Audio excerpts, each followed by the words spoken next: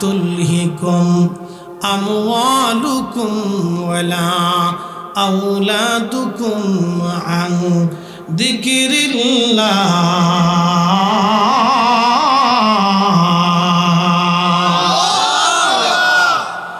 হে ঈমানদার, সন্তানের সম্পদের মোহে পড়ে তুমি আমি আল্লাহর জিকির থেকে নিজেকে গাফিল করিও না। মাইয়াফআল যালিকা ফাউলাইকা হুমুল খাসিরুন। যে এ কাজ করবে সে মহা ক্ষতির সম্মুখীন হয়ে যাবে, ক্ষতিগ্রস্ত হবে। এমন ক্ষতি আর পোষানো সম্ভব হবে না। মুন্সিগঞ্জবাসী খুবই মনোযোগ দিয়ে কথাগুলি শুনে যাবেন। আমরা যে পীরের মুরিদ হই না কেন, কোরআনের আইন সবার জন্যই সমান। কি কথা বলেন ঠিক না? আমরা যে পীরের মুরিদ হই না কেন, আল্লাহ রসুলের সুন্নত সবার জন্যই সমান। এমন মুন্সিগঞ্জের মুসলমান শুনিয়া যান, এত বড় মারাত্মক ভুল আপনি কখনোই করবেন না। দুনিয়ার মোহে পড়ে আপনি কার জন্য হারাম খাবেন, কার জন্য মানুষের ক্ষতি করবেন? একটু চিন্তা করেন তো, দুনিয়ার হায়াত কতটুকুন? কারো 40 বছর, কারো 60 বছর, কারো 80, 90, 100 বছর হয়ে গেলে এই জীবনটাকে জীবন বলে না। 100 বছর বৃদ্ধ যখন ঘরের মধ্যে পড়ে যায়, তখন ছেলেরাও পছন্দ করে না, মেয়েরাও পছন্দ করে না, নাতি নাতকুরাও তখন দেখাশোনায় পছন্দ করে না। সে ঘরের মধ্যেই পেশাব করে দিলে নাতিরা কাছে যায় না, বলে দাদি নানির কাছ থেকে পেশাবের গন্ধ আসে, বাথরুমের গন্ধ আসে, বিদ্যুটে গন্ধ আসে।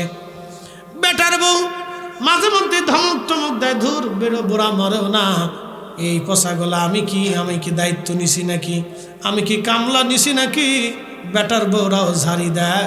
বাজান সন্তান অনেক সময় চিন্তা করে, আলেমদের কাছে যায়, বলে হুজুর দোয়া করে দেন মা যাতে দুনিয়ার থেকে চলে যায়, আর কষ্ট সহ্য হয় না।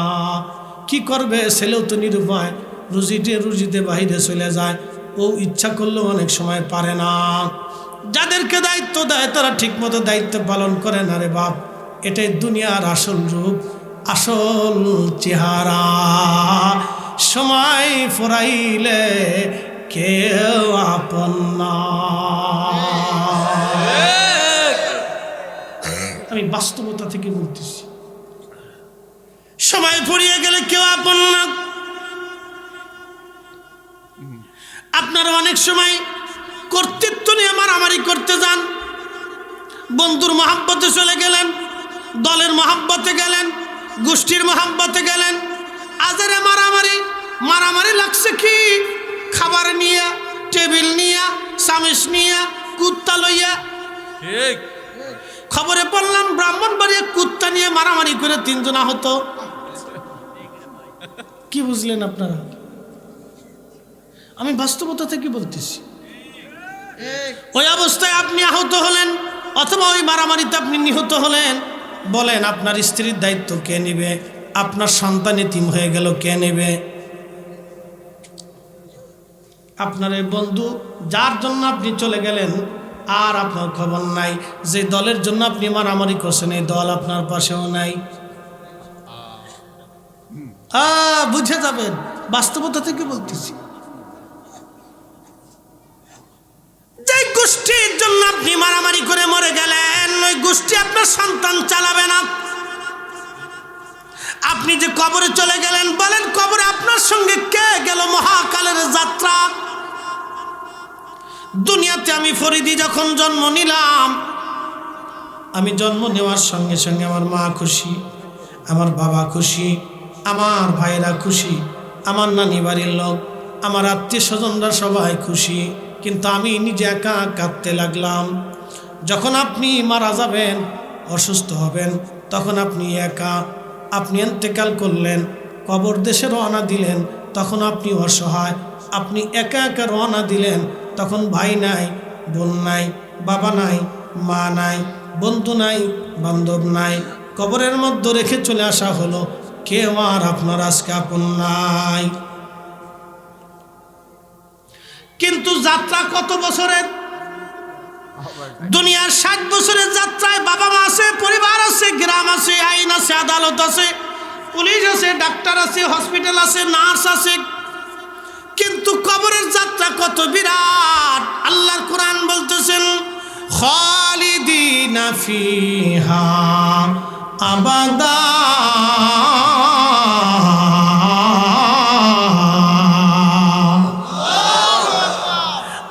আমার সারো আল্লাহর জিকির করো, পাইলেও পাইতে পারো খুদারে।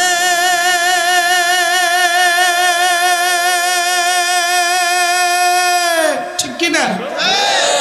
তাহলে আমার বলে কোনো কিছু নাই। কবরের এক বিরাট যাত্রা শুরু করলেন, কত বিরাট। আল্লাহর কোরআন বলল খালিদিনা ফিহা আবাদা, চিরদিন চিরদিন, যেই দিনের শুরু হবে আর কোনো দিন শেষ হবে না। যেই দিনের শুরু আছে শেষ নাই, শুরু আছে শেষ নাই, শুরু আছে শেষ নাই, শুরু আছে শেষ নাই, সেই মহাদিনের যাত্রায় আপনি কি নিছেন দুনিয়ার থেকে? নিলেন আপনি গম চুরি আর আটো রুটি চুরি, এরপরে আপনার ডিম চুরি, এরপরে আপনি তেল চুরি। ঠিক ঠিক। নিয়ে গেলেন আপনি বেনামাজ, বেরোজা, সুদের কারবারি, ঘুষের কারবারি, নিয়ে গেলেন আপনি হক হালাল ছাড়া হারামের পুঁজি। বলেন এত বিরাট জীবনের জন্য নিলেন আপনি হারাম, নিলেন আপনি আল্লাহর আইনের বাহিরের কাজ, শয়তানকে খুশি করে চলে গেলেন আপনি। বলেন আপনার উপায় কি হবে? বলেন। আমরা আমাদের নফসকে জিজ্ঞেস করেন, হে নফস, তুমি তো আমাকে প্রতারণা করছো, ধোঁকা দিচ্ছ, আমাকে ধোঁকা দিয়ে দিয়ে গুনাহ করাচ্ছ।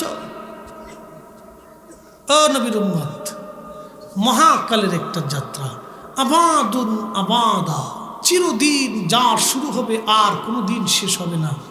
সেই দিনের জন্য আপনি কি পাথর নিয়েছেন?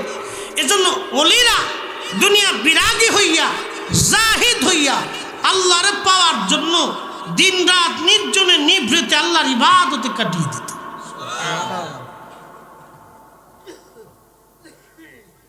বুঝে যাওয়াটা বুদ্ধিমানের কাজ। চার রঙের মশলা দিয়া যে কইরাছে তোর গঠন, চার রঙের মশলা দিয়া, আগুন পানি মাটি বাতাস একই যোগে করিয়া প্রকাশ।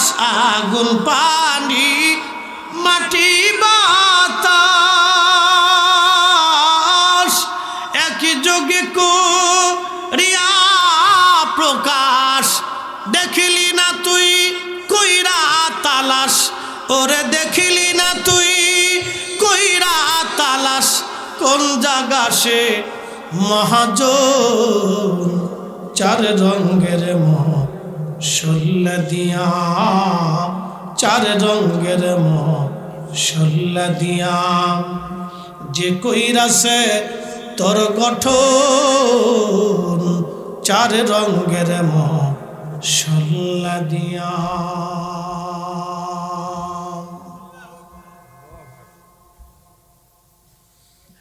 যিনি দুনিয়াতে পাঠাইলেন, আল্লাযী খালাকাকা ফাসাওয়াকা ফাআদালাক।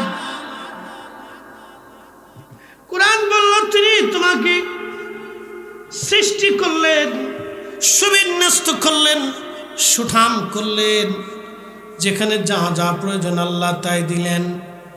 শক্তি ক্ষমতা ছিল না, মার সাহায্য নিলেন। আল্লাহ মার মনে আল্লাহ দয়ার সৃষ্টি করে দিলেন। দয়া দয়া, মার অন্তরে আল্লাহ দয়া দিলেন। কেমন দয়া! আপনারা মাঝে মধ্যে দেখবেন ডিসকভারি চ্যানেলে পশু পাখি দেখায়। মহিষের দলকে বাঘে আক্রমণ করলো, মহিষের বাচ্চা দৌড়াইতে পারে না, বাঘ ঘিরে ফেলেছে, সব মহিষ পালিয়ে চলে গেল। কিন্তু মা মহিষ পালাই নাই, বাঘের সাথে মারামারি করে বাচ্চা বাঁচানোর জন্য। আপনি দেখবেন একটা মা জীবন দিয়ে তার বাচ্চাকে বাঁচানোর চেষ্টা করে। আর একটু যদি দেখবেন আপনার বাড়িতে মুরগার বাচ্চা, নাকি মুরগা পালে মুরগি, এই মুরগির বাচ্চাগুলি নিয়ে যখন মুরগি জঙ্গলের মধ্যে যায় অথবা মাঠে যায়, কাক অথবা চিল আসে বাচ্চা ধরে নেওয়ার জন্য, এই মুরগি দেখবেন কাক এবং চিলের সাথে মারামারি করে বাচ্চা বাঁচানোর জন্য। বলেন একটা প্রাণীর কলিজার ভিতরে মমত্ববোধ, মায়াবোধ, ভালোবাসা যিনি দিলেন সেই মালিকের নাম কি?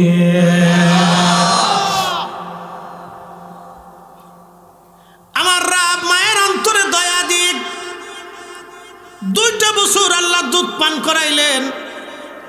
আপনি কিন্তু মা আপনার ভাষা বুঝে, আপনি অসুস্থ, মা ঘুমায় নাই, বাবা ঘুমায় নাই, এত কিছু করার পরে আমার এই রবের আইন মানতে আপনার ভালো লাগে না।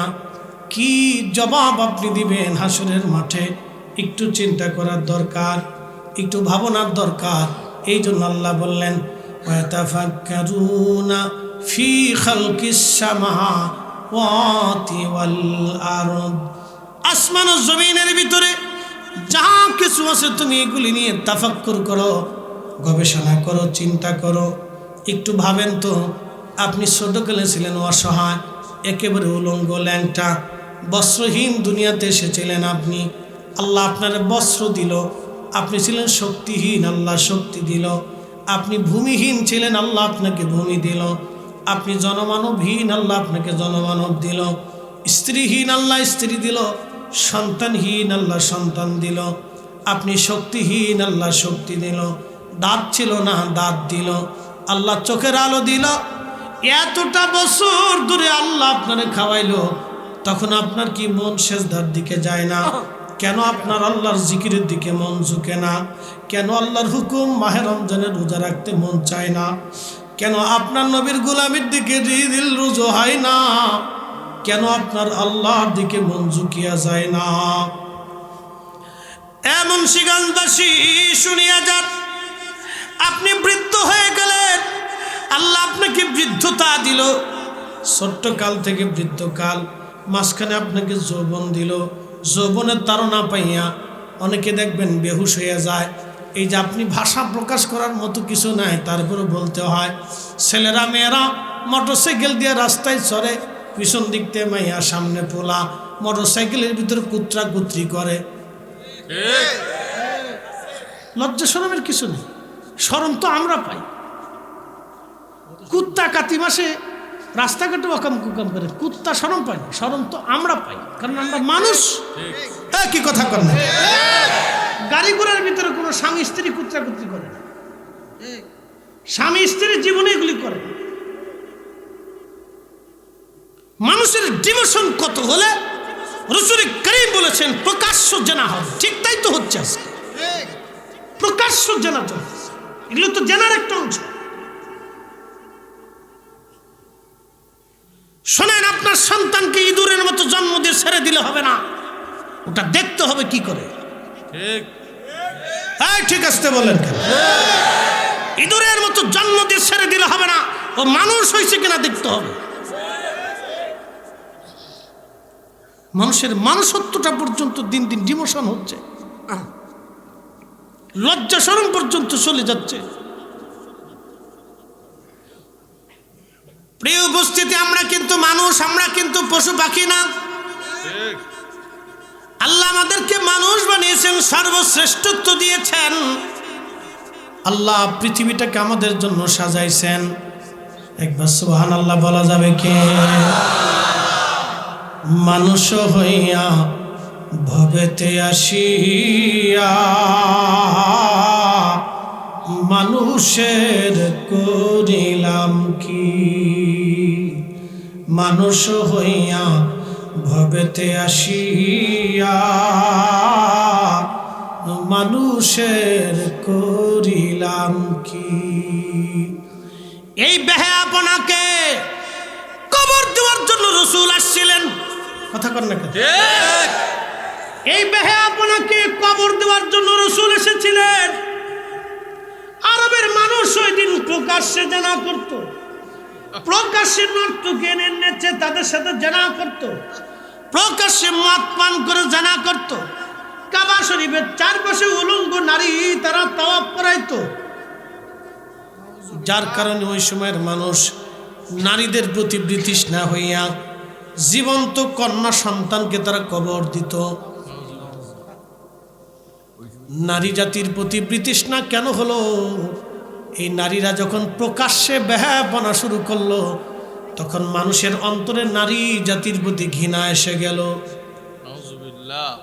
হ্যাঁ, নারী জাতির প্রতি মানুষের কেন ঘৃণা আসলো? ওই সময় জাহিলিয়াতে এরা প্রকাশ্যভাবে অকাম কুকাম করত, নিজের দেহকে বিলিয়ে দিত। আবার ঠিক সেই জমান আসতেছে, নারী জাতিরা নিজেরা মনে করে আমরা অর্ধলঙ্গ হইয়া নিজের বডিটারে রাস্তাঘাটে দেখাইয়া সিরিং সিরিং ফিরিং ফিরিং করে হাঁটলে বুঝে আমার ক্রেডিট বেড়ে গেল। এগুলি সব ইতরের চিন্তা, কথা বলেন না কেন? এগুলি ইতরের চিন্তা, এটা মানুষের চিন্তা হতে পারে। এগুলো অসুস্থ। কি কথা কন না কেন? এগুলো কি অসুস্থ? অসুস্থ অসুস্থ আমাদের সমাজে দিন দিন এই অসুস্থতার সংখ্যা বাড়তেছে মহামারীর মতো। ঠিক। নারী জাতির প্রতি একটা বিতৃষ্ণা আসবে, অবিশ্বাস জন্ম হবে, দিন দিনই হবে। এভাবে দিন দিন তো অবিশ্বাস জন্ম হচ্ছে। বহু ফ্যামিলির, বহু ভাই বোনের সংসার নষ্ট হয়েছে, তালাক হচ্ছে দিনের পর দিন। আপনি কাজীদেরকে জিজ্ঞেস করবেন, কাজী বিয়ে পড়াইলেন কত? যেমন পড়াইছি দ্বিগুণ সারাইছি। বলে সারাইছেন কেন? সব মোবাইলের দোষ। মায়েরও দোষ না, ভুলারও দোষ না, সব মোবাইলের দোষ। ঠিক চলতেছে আজকে এগুলি। শোনেন, আপনাদেরকে বলতেছি, কিয়ামতের আগে অধিক পরিমাণে তালাকের সংখ্যা বাড়বে। এগুলি কিয়ামতের আলামত, কিয়ামতের ভয়াবহ আলামত এগুলি চলতেছে। শোনেন, কঠিন মহাকালের যাত্রায় আমি আপনি একা থাকব। এই একার যাত্রায় সাথে কি নিবেন বুঝে নেওয়াটা জরুরি। দুইটা জিনিস নিতে হবে। আমি মালিক তোমাদেরকে নির্দেশ দিলাম, আমি আল্লাহ তোমাদেরকে হুকুম দিলাম, তোমরা দুনিয়াতে ন্যায় কাজ করবে। ন্যায় ন্যায় ন্যায়, অন্যায় করবা না, ন্যায় কাজ করো। ন্যায় ন্যায় সঙ্গত কাজ তোমরা করবা। ইহসান, মানুষকে দয়া করবা। দয়া দয়া। একজন ভিক্ষুকও যদি ভিক্ষা করে, অন্তত মাসে হলো তার 30,000 টাকা রুজি আছে। ঠিক। একটা লোক যদি অটো চালায়, 30,000 টাকা রুজি আছে, না হলেও 15,000 টাকা রুজি। একজন সারাদিন পরিশ্রম করে 500 টাকা রুজি করে। আর আপনার বাড়ির ইমাম সারা মাসে আপনার নামাজের জিম্মাদারি নিয়ে মাত্র দিনে 150 টাকা রুজি করলো। তারপরে কেউ যদি 50-100 টাকা হাতিয়া দেয়, তা সেখানেও নজর দেয়, হুজুর কত টাকা পাইছি রে। ঠিক। ঠিক আসতে করলেন কেন? কত টাকা পাইছি হুজুর? বাপরে বাপ, 500 টাকা।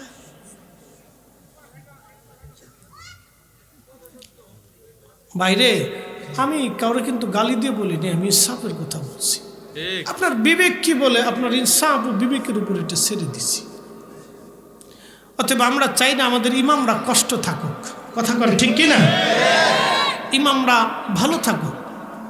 আপনি 10 থেকে 15-20 বাড়ান না, এটা মসজিদ কমিটি পারবে না, কারণ এই পাবলিকে টাকা দেয় না। কথা সত্য তো, পাবলিকে টাকা দেয় না তো, বিড়ির পিছনে খরচা করে, এখানে খরচা করে, কিন্তু মসজিদে 200 টাকা দেয় না, 500 টাকা মাসে দেয় না। ওই আপনার ওই যে কি বলে ওয়াইফাইয়ের বিল কত, ডিশের 500 টাকা মাসে দেওয়া লাগে না? না দিলে কি লাইন থাকবে? আপনার কারেন্টের বিল দেওয়া লাগে না? না দিলে কি লাইন থাকবে? তো আল্লাহর করে 500 টাকা দিলে, আল্লাহ না দিলে আল্লাহর সাথে কি করে সম্পর্ক থাকে বলেন তো? লাইন তো কেটে যাবে। কি কথা কেন দেখেন, আল্লাহর সাথে সম্পর্কের লাইন তো কেটে যাবে। বিল দোনোটা তো, ওয়াইফাই টিভি ডিশ লাইন দোনোটাই বিলে দিই। আল্লাহু আকবার। কষ্ট নিয়েন না বন্ধু, কষ্ট দেওয়ার জন্য বলি নাই। তো একসাথে বলি না আল্লাহু আকবার। অত চারপাশ থেকে যারা বাহিরে আছেন ঠান্ডা না খেয়ে ভিতরে চলে আসেন, চুপচাপ এসে বসেন, বসে দুইটা কথা শুনেন, তারপর তাবারক নিয়ে ইনশাআল্লাহ। আপনাদের জন্য তাবারক রান্না করা হয়েছে, এটা আল্লাহর পক্ষ থেকে বরাদ্দ নিয়ে যাবেন ইনশাআল্লাহ। আর তাবারকগুলো নিয়ে আসেন, গিরান্ডা পাইলে আমাদের শরীরটা চাঙ্গা হইবে আর কি। কোরআনের দিকে ফিরে চলে যায়। আল্লাহর কোরআন বলল, ইমানদার তুমি সাহায্য নাও নামাজ এবং সালাতের মাধ্যমে। একটা ঘটনা না বললেই নয়, ইমাম জৌজির কথা বলছিলাম। তিনি তিনার কিতাবের মধ্যে লিখতেছেন, বানি ইসরায়েলের মধ্যে একজন যুবক সারাদিন 24 ঘন্টা আল্লাহর ইবাদতে কাটাইতো, একটা মুহূর্ত সেই ইবাদত ছাড়া থাকতো না। ওই দেশের কিছু বখাটে মানুষেরা, কিছু দুষ্কৃতিকারী মানুষেরা, তারা চিন্তা করলো এই যুবকটাকে আমাদেরকে ধোঁকা দিতে হবে, ওকে পরীক্ষা করার দরকার, দেখি ও কি পরিমাণে বুজুর্গ হয়েছে। তারা চিন্তা করলো এই যুবককে কিভাবে ধোঁকা দেওয়া যায়। একজন সুন্দরী রূপসী পতিতা নারীকে তারা নির্বাচন করলো এবং তাকে অনেক টাকা অর্থ দিয়ে বলল, নারী তুমি যদি ওই আবেদের সাথে জেনা করতে পারো তাহলে তোমাকে অনেক পুরস্কৃত করব, তোমার আর কোনো কাজ নাই, তুমি শুধু তার সাথে জেনা করবা, শুধু তুমি জেনা করবা। আমার দেশে এরকম দুষ্কৃতিকারী কিছু মানুষ আছে, দেখবেন কেউ যদি ভালো থাকতে চায় তাহলে ভালো রাখতে চায় না। কি কথা বলেন না কেন? এরা অসুস্থ আত্মা। কি আত্মা? জোরে কোন কি আত্মা? অসুস্থ আত্মা। এরা অসুস্থ আত্মা।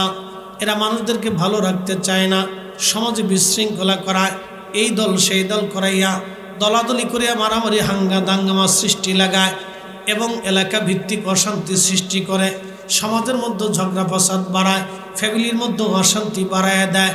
এগুলি অসুস্থ আত্মা, এইগুলি থেকে আমাদের দূরে থাকা লাগবে। খুব মনোযোগ দিয়েন। আমাদের দেশের কিছু বেডিরা আছে, খালি পান খায় আর গ্রাম বেড়ে ঘুরে বেড়ায়, পান খায় আর গ্রাম বেড়ে ঘুরে বেড়ায়।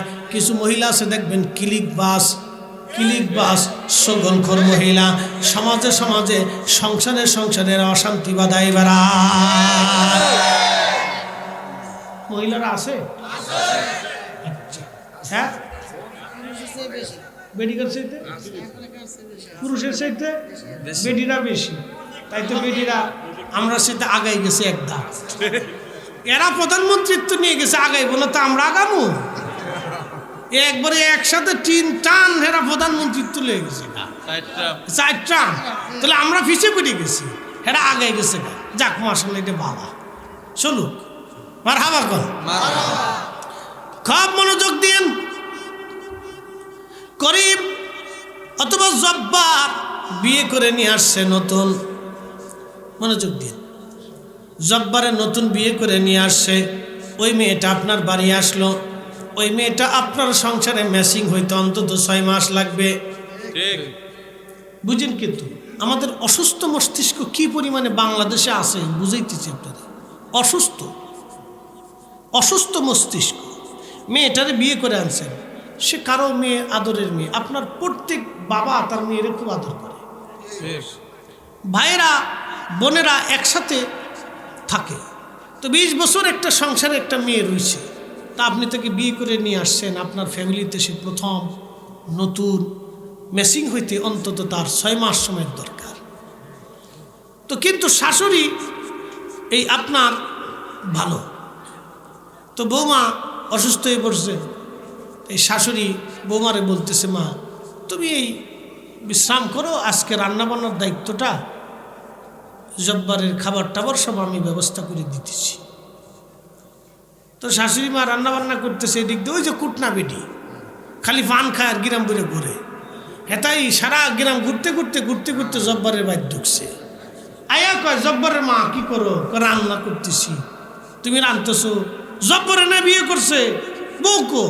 কয় তো অসুস্থ, একটু বিশ্রাম করতেছে, শুয়ে রয়েছে। কও কি ফুলা বিয়ে করেছো কি তুমি রান্না করার লাগিয়া? দিছে না ফিন মেরে? এই ঝগড়ার সূত্রপাত ছিল, এই ঝগড়ার সূত্রপাত হল। মহিলাদের ভিতরে ছোট্ট বিষয় নিয়ে ঝগড়া বাঁধাই দেয়। এরকম সকল খর নারী শুয়োরের চাইতে নিকৃষ্ট। কথা কন না কেন? ও মানুষ না, ও শুয়োরের চাইতে। কুত্তা বললেও কুত্তা কবে আমি বেঈমান না। কুত্তার সাথে তুলনা দিলে কুত্তা কবে আমি বেঈমান না, আমি খাই কিন্তু নাফরমানি করি না। কুত্তারে 2-3 মাস খাওয়াবেন, ও আপনার জন্য জীবন দিয়ে ফেলবে। আপনি মরে গেলে আপনার কবরের পাশে বসে থাকবে, ও আপনার সাথে বেঈমানি করবে না। কিন্তু ওই নারী শুয়োরের চাইতে নিকৃষ্ট। ওই প্রত্যেক গ্রামে গ্রামে সমাজে সমাজে বাড়ি বাড়ি খালি অশান্তি বাধায় বেড়া। এগুলো সে একবারে নিকৃষ্ট যা। আল্লাহ এই অসুস্থতা থেকে আমাদেরকে হেফাজত করুন, সকলে বলেন আমিন। এরকম সারা বাংলাদেশে কত হাজার মানে সংসার যারা নষ্ট করছে তার হিসাব নেই। শোনেন, আপনাদেরকে একটা কথা বলবো, স্বামী স্ত্রীর ঝগড়া এ সবারই হয়, সবারই হয়। কিন্তু একটা বিষয় মনে রাখবেন, এটাকে ম্যাচিং করে দিবেন, এটাকে আর উতলিয়ে দিবেন না, এটাকে ম্যাচিং করবেন।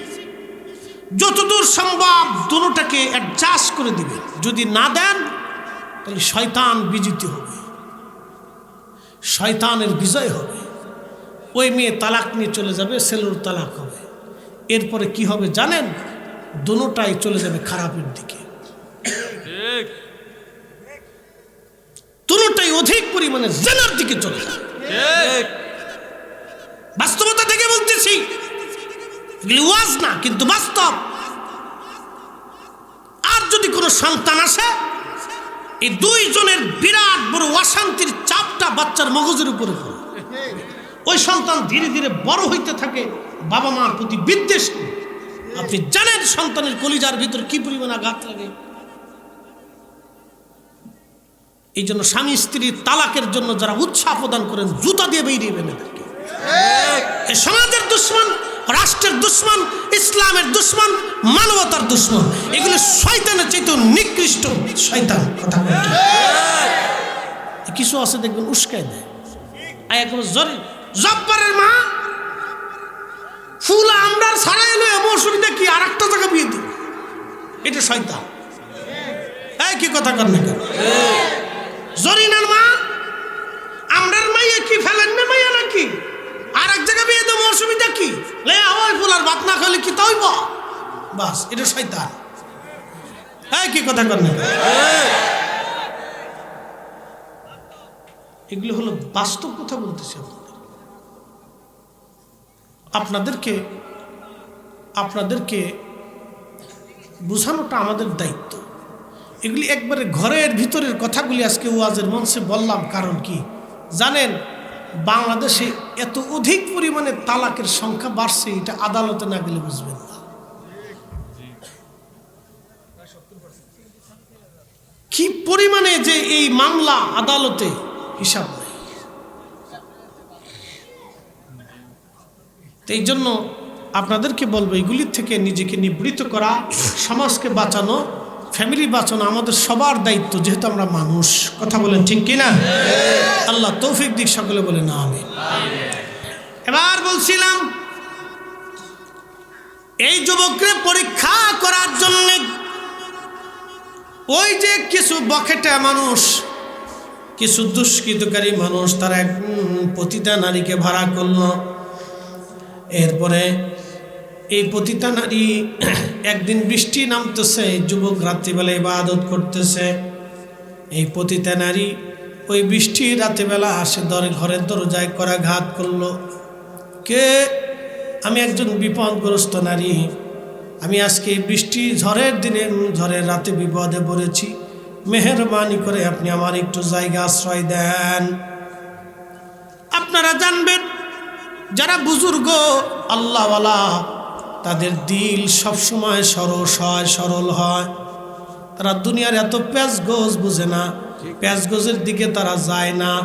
কারণ তার যেই অন্তরে আল্লাহ রসুলকে জায়গা দেওয়া হয়, এই অন্তরে কোনো সময় শয়তান জায়গা দেওয়া যায় না। দুনিয়াতে আল্লাহওয়ালা যারা, তাদের অন্তরে শয়তানি কোনো প্যাঁচগোজ থাকে না, এরা সরল থাকে। বন্ধু আমার, এই যুবকটা খানকার ভিতরে ইবাদত করে, ওই নারী দুষ্কৃতিকারী যুবক বুঝে নাই, দরজা খুলে দিলেন, মহিলাকে ভিতরে একটা সাইডে জায়গা করে দিলেন, আপনি এখানে থাকেন, সকালবেলা আপনি চলে যাবেন।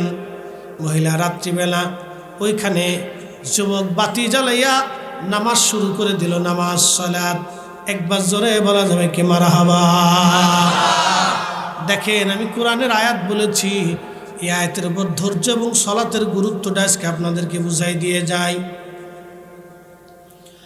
এই যুবক রাত্রিবেলা নামাজে দণ্ডায়মান নামাজ পড়তেছিল, সে ঠিক এমন সময় ওই নারীটা তার দেহ অঙ্গভঙ্গি দিচ্ছে।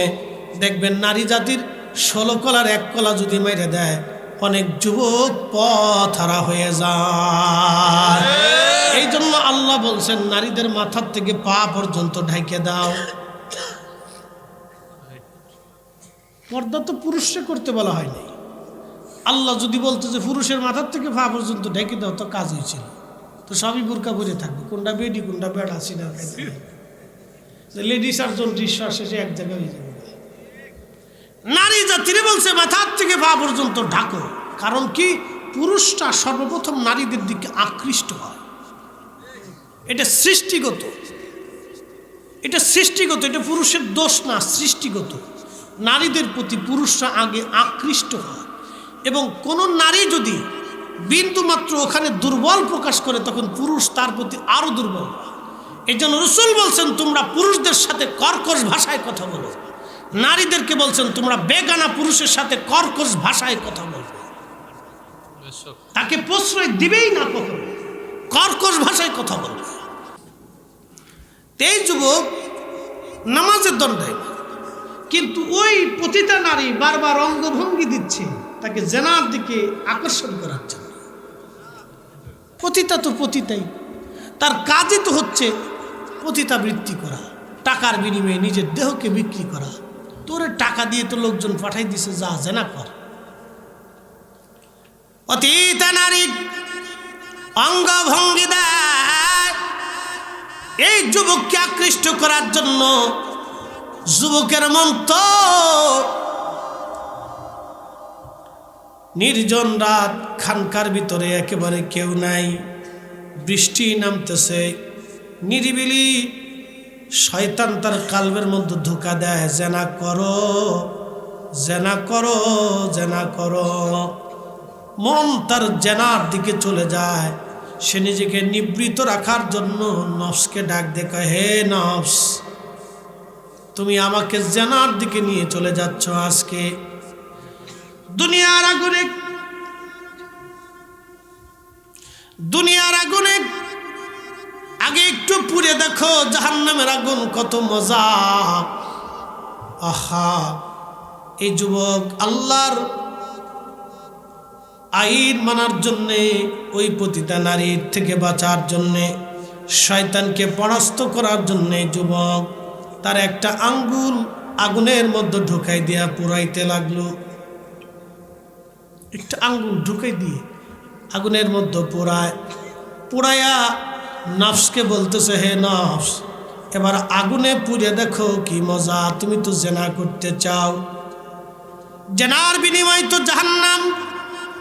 তাহলে তুমি যে জেনা করতে চাও, এই আগুনে তুমি পুড়ে দেখো। আমার দেশে তো এখন সমকামিতা জেনার চাইতে ভয়াবহ। বইটি নাম দিছে ট্রান্সজেন্ডার। হায় হায় হায়, শরীফ শরীফার গল্প এই বেটা লাগছে।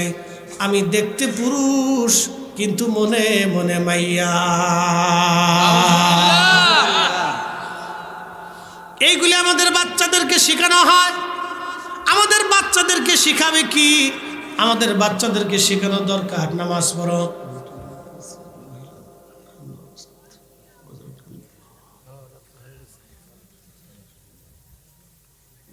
খুব মনোযোগ দিয়ে, ট্রান্সজেন্ডার, সমকামিতা জেনার চেয়ে বড় নিকৃষ্ট গুনাহ। এই গুনার জন্য একটা জাতিকে আল্লাহ ধ্বংস করলেন। এ জাতির নাম কওমে লূত। সেই সাগরটা এখনো আছে, তার নাম বাহারে মায়াদ। আল্লাহু আকবার। অতএব আমার এই দেশে সমকামিতা প্রতিষ্ঠিত হতে দেওয়া যাবে না। কথা বলেন ঠিক কিনা?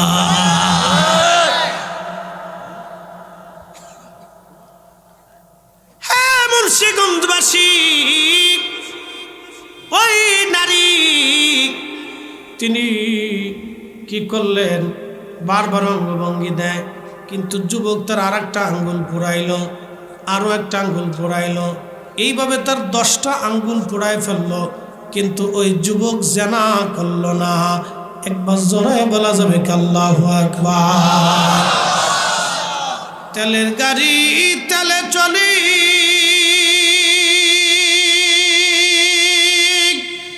হাওয়ার গাড়ি হাওয়ায় উড়ে, বিনা তেলে চালায় গাড়ি নবী সুলাইমান।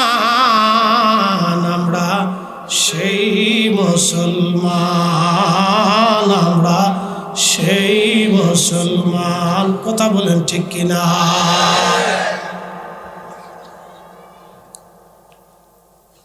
কিন্তু আমার মালিকের সাহায্য এসে গেল আসমান থেকে।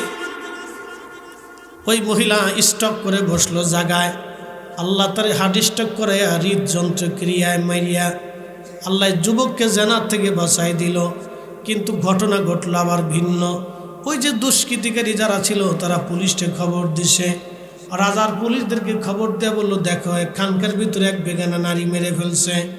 পুলিশ তারে ধরে নিয়ে গেল, রাজ দরবারে বিচার বসলো। রাজা বলল, যুবক তুমি কি তাকে মেরেছ? যুবক ডাক দেখে, রাজা আপনি তো আমার সম্পর্কে জানেন, আমি কখনোই কাজ করতে পারি না। রাজা বলল, আবেদ রে, আমি বিশ্বাস করে নিলাম তুমি জেনা করো নাই অথবা তারে মারো নাই, কিন্তু আদালত তো সাক্ষী চায়, তুমি তো তোমার পক্ষে কোনো সাক্ষী হাজির করতে পারো নাই। এই কিছু মানুষ তো তোমার বিরুদ্ধে সাক্ষ্য দিচ্ছে, ওই যে দুষ্কৃতিকারী ওরা 4-5 জন মিলে যা সাক্ষ্য দেখে আমরা দেখছি মেরে ফেলছে। রাজা বলতেছে, যুবক তোমার ফাঁসির কাষ্ঠ ঝুলানো হবে, শুলে চড়ানো হবে মৃত্যুদণ্ড। আগেকার মৃত্যুদণ্ড খুব ভয়াবহ মৃত্যুদণ্ড ছিল। যুবক বলতেছে, রাজা রে, আমার একটু সময় কি তুমি দেবা? আমি 2 রাকাত নামাজ আদায় করে আমি আমার মালিকের সাথে কথা বলতে চাই।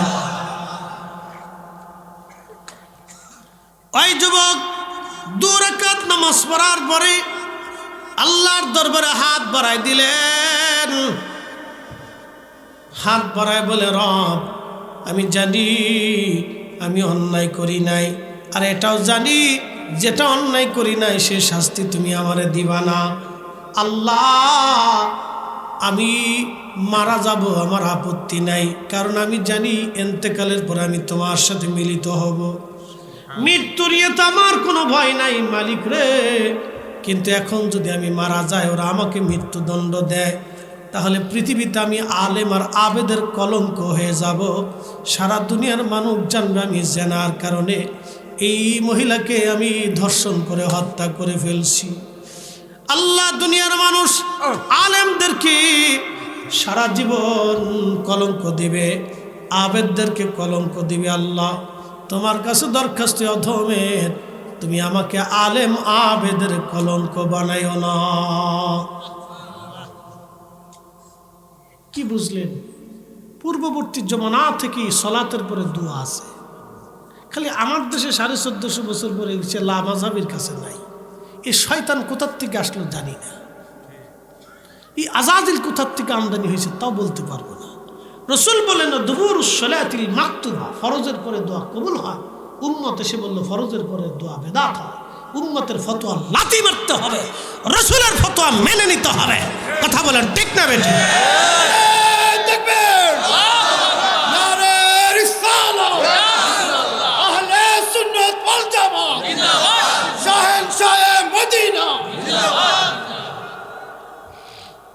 পৃথিবীর এমন কোন নবী নাই যে নবীর জমানায় দোয়া না ছিল।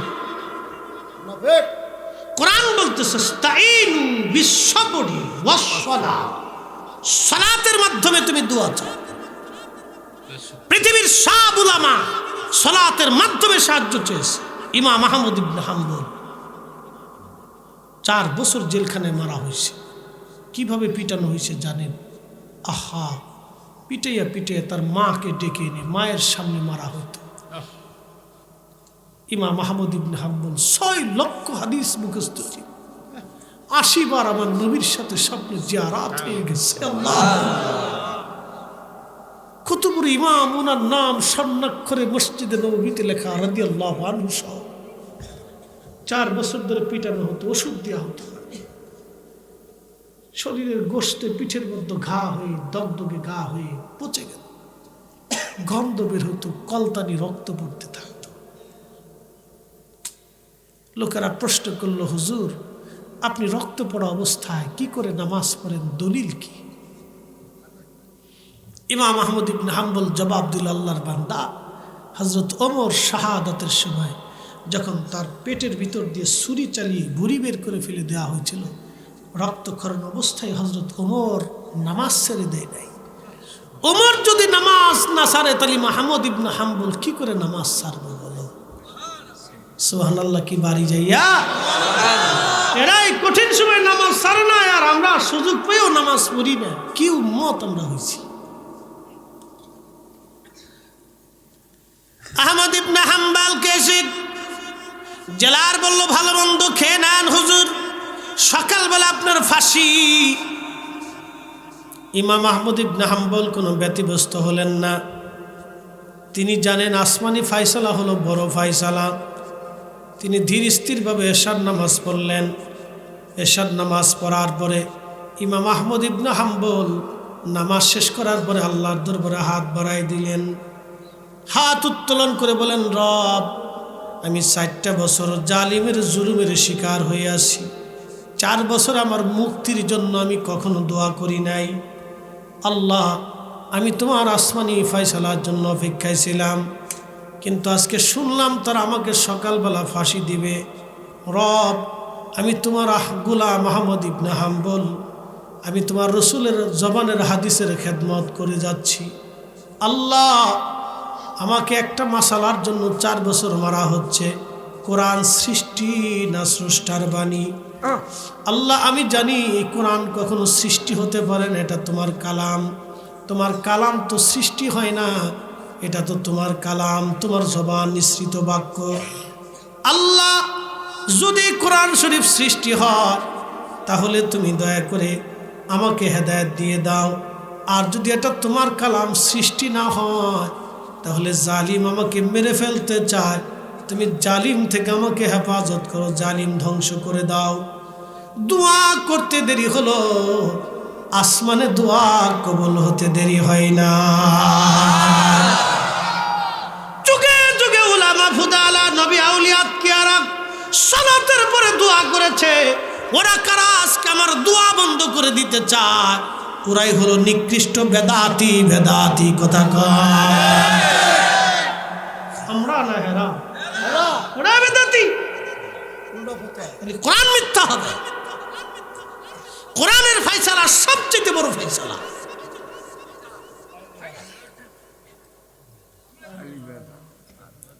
প্রিয় হাজিরিন, মুন্সিগঞ্জবাসী, চিন্তা করে আইম্মা ইকরাম জীবনে কত কষ্ট করেছে। এমন মার 4টা বছর।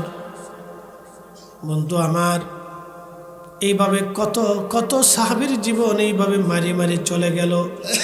নবীর একজন সাহাবীর কথা না বললেই নয়। ও মা জাতিরা, নারী জাতিরা, শুনে যান, আপনাদেরকে একজন নারী জাতির কথা শোনায় যায়। তার নাম হযরত সুমাইয়া রাদিয়াল্লাহু আনহা। তিনি একটা কওমের দাসী ছিলেন, গরিব মানুষ, সমাজে কোনো মূল্য ছিল না তার। কালেমা পড়লেন সুমাইয়া রাদিয়াল্লাহু আনহা। পৃথিবীর কত পৈশাচিক নৃশংস হত্যা এটা! পৃথিবীর কোনো মানুষ, কোন আদালত এটা মেনে নিতে পারে না। গুপ্তাঙ্গে বর্ষা মেরে মেরে নির্মমভাবে তাকে হত্যা করা হলো। তার গগন বিদারী আওয়াজে পৃথিবীর মানুষের মন নরম হয় নাই। আরবে লক্ষ লক্ষ মানুষ, কেউ তার সাহায্যে আগে আসে নাই, কেউ তার জন্য হওয়া করে নাই।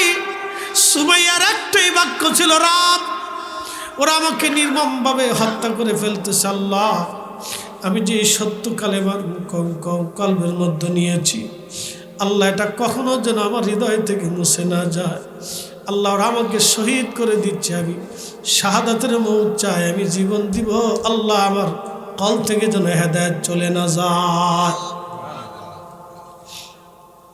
হে নারী সমাজ, যেই নারী ইসলামের জন্য প্রথম শহীদ হলো, জীবন দিল, যেই নারী সর্বপ্রথম কালেমা পড়িয়ে তারপরে আল্লাহর নবী দেখতেছেন দস্তরখানায় খাবার রাখা। হযরতে রাসূল করিম ঘরের দরজায় একটা টোকা দিতেন, খাদিজা বলে ছোট্ট করে ডাক দিতেন, দরজা খুলে যাইতো। আল্লাহর নবী বলতেন, খাদিজা রে তুমি কি ঘুমাও না? খাদিজা বলতো, ইয়া রাসূলুল্লাহ আপনি কালেমার দাওয়াত দিয়ে যান, কত কাফির আপনার দুশমন, আমি ঘুমাইলে আপনি রাত্রিবেলা এসে আমাকে ডাকতে থাকবেন, কষ্ট হবে গো নবী। দরজার সাথে আমি খাদিজা হেলান দিয়ে থাকি যাতে আপনি নবীর কষ্ট না হয়। এই জন্য নবী কোনোদিন খাদিজার ভালোবাসা ভুলতে পারতেন না। দস্তরখানায় খাবার সারাদিন মা জননী খান নাই। আল্লাহর নবী ডাক দিলেন, খাদিজা বাড়িতে তো খাবার নাই, তুমি কি খাও নাই? ইয়া রাসূলুল্লাহ আপনি খান, আপনি খাইলে আমার খাওয়া হবে। আল্লাহর নবী হাড়গুলি চিবাইয়া চিবাইয়া দস্তরখানায় রেখে দিতেন। আমাদের মা জননী চিবনো হাড়গুলি খাইতেন।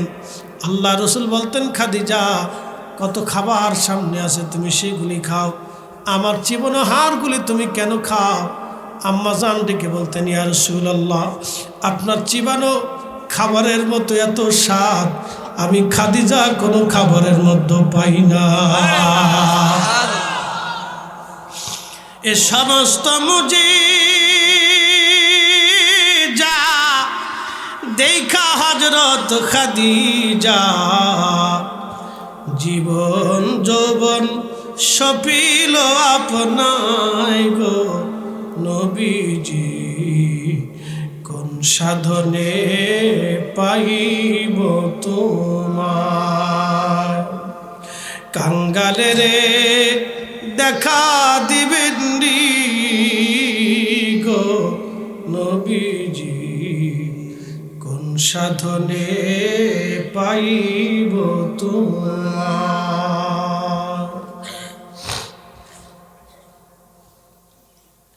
জীবন কত মধুর ছিল সেই দিন। 40 বছরে একজন নারী মহিয়সী তাইয়্যিবা তাহেরা সাইয়্যিদা হযরত আম্মা জান খাদিজাতুল কুবরা, আল্লাহু আকবার। 40 বছরেও বুঝতে দেন নাই ভালোবাসার কি অভাব হতে পারে। একজন নারী এইভাবে এতই ভালোবাসা নবীরে দিলেন, আম্মা জানের জীবদ্দশায় আল্লাহর নবী আর কোনো স্ত্রী গ্রহণ করেন নাই। এই মহিয়সী নারীর গর্ভে পৃথিবীতে আর একজন শ্রেষ্ঠ নারীর জন্ম হলো। তিনি ফাতিমাতুজ জাহরা রাদিয়াল্লাহু আনহা, সাইয়্যিদাতুন নিসাই আহলিল জান্নাহ। উনার রক্ত ধারা অনুযায়ী হাসান আর হুসাইনের রক্ত ধারা অনুযায়ী ইমাম মাহদী দুনিয়াতে আসবে। একবার জোরে বলা যাবে কি মারহাবা?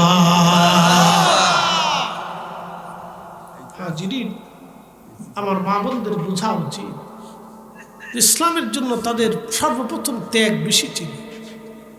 আমাদের মায়েরা যদি নামাজি হয়ে যায় তাহলে সমাজ নামাজি হবে। আমাদের মায়েরা যদি সুন্দর মনের অধিকারী হয়, নফসে মুতমাইন্নার অধিকারী হয়, তা আমাদের সন্তানরাও নফসে মুতমাইন্নার অধিকারী হবে।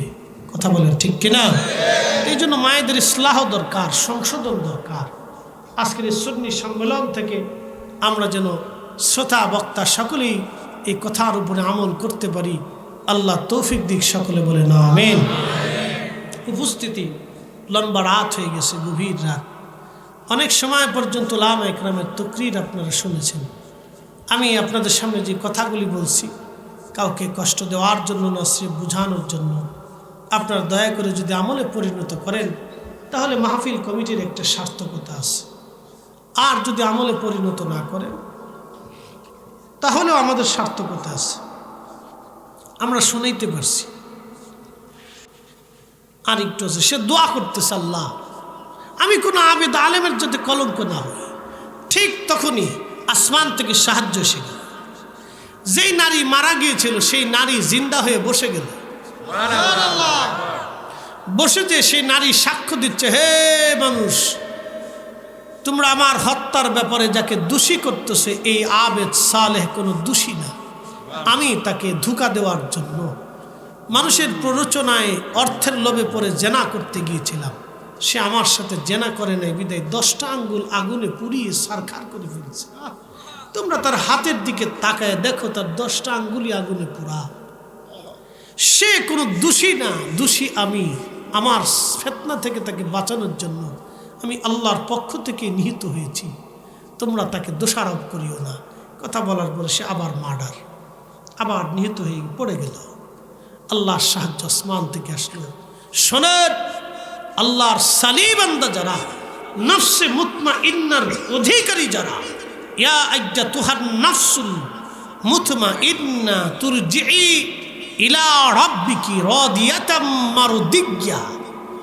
এ নফসে মুতমাইন্নার অধিকারী, প্রশান্ত আত্মা, তুমি আমি আল্লাহর হুকুমে নিজের জীবনটাকে বিলীন করে দিয়েছ।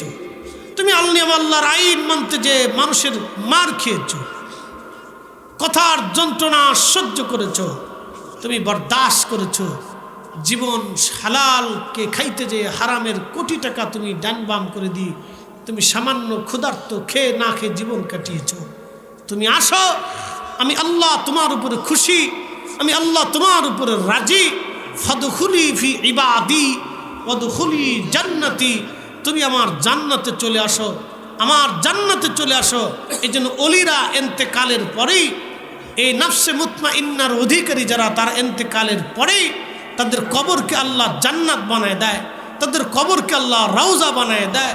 আরে নবীর উম্মতের কবর যদি রওজা হয়, আমার দেশের কিছু তথাকথিত শাইখুল হাদিস বের হয়ে গেছে, তথাকথিত কিছু বক্তা মুনাজার আজম বের হয়ে গেছে, তারা বলতে চাচ্ছে রসুলের কবরকে কবরই বলতে হবে, রওজা বলা যাবে না। হে মুসলমান, ভালো করে বুঝে যাবেন, এই কোরআনের উপরে পৃথিবীতে কোনো দলিল নাই। ঠিক আসতে বলেন কেন, জোরে বলেন। কোরআনের উপরে কোনো ফয়সালা আছে? কোরআন বলতেছে ফাদখুলি ফি ইবাদি ওয়াদখুলি জান্নাতি। তার কবর জান্নাত হয়, উম্মতের কবর জান্নাত হয়। রসুলের উপরে ঈমান আনার কারণে, নবীর সুন্নতের রাস্তায় চলার কারণে, নবীর আইন মানার কারণে যদি উম্মতের কবর রওজা হয়, তাহলে আমার রসুলের রওজা কবর হচ্ছে উম্মতের কবর রওজা বানানোর মূল সেন্টার। সেই নবীর কবরকে যারা রওজা বলতে চায় না, সব কয়টা শয়তানের দালাল দালাল দালাল।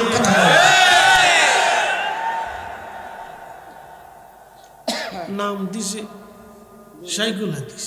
তোর মতো শাইখুল হাদিস দিয়ে উম্মতের কি উপকার হবে?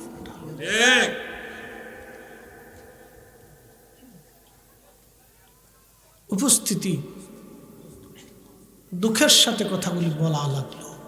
আল্লাহ আমাদেরকে বুঝার তৌফিক দিক বলে না, সির্ফ সারা রাত্র বলা যায়। কথা শেষ, লাস্টে দুটি কথা। দুনিয়ায় থাকবো না চলে যাব? আমাদের ইচ্ছায় না আল্লাহর ইচ্ছা? আমাদের এখানে কোনো হাত আছে? কোনো কিছু বলার সুযোগ আছে? কোনো অপশন, মামলা মোকদ্দমা করার রাস্তা আছে? কোনো সিস্টেমকে হায়াত বাড়ানোর কোনো সুযোগ আছে? আল্লাহ যেটা দিয়েছেন এর উপরে আর সুযোগ নাই। আল্লাহ না দিলেও কিছু করার নাই, দিলেও আল্লাহর দয়া। চলে যেহেতু যাবই, তা আমাদের কাজ কি? ছোট্ট একটু কাজ আছে দুনিয়াতে। কোরআন বলতেছে ওয়ানফিকু মিম্মা রাযাকনাকুম মিন ক্বাবলি আইয়াতিয়া আহাদাকুমুল মাউত। তোমার রিজিক থেকে, তোমার অর্থবিত্ত থেকে, তোমার সম্পদ থেকে তুমি কিছু অংশ আল্লাহর পথে তোমার মরণ আসার আগে তুমি ব্যয় করো। একদিন মাটির ভিতরে হবে ঘর রে মোলামা, কেন বন্ধু দালান ঘর। মন আমার